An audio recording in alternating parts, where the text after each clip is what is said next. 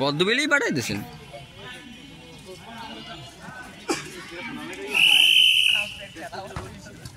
রেফারির বাঁশির আওয়াজের সাথে সাথে আবার খেলা শুরু।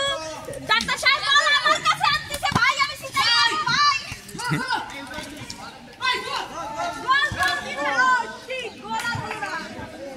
গোলকে তারা বারবার প্রাইমারি স্কুলে পাঠাচ্ছে একটা সার্টিফিকেটের জন্য।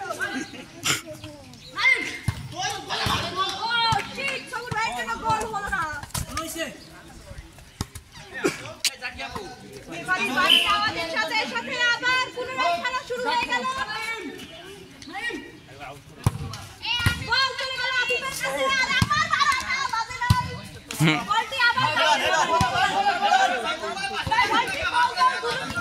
বলটি আবার প্রাইমারিতে চলে গেল সার্টিফিকেট।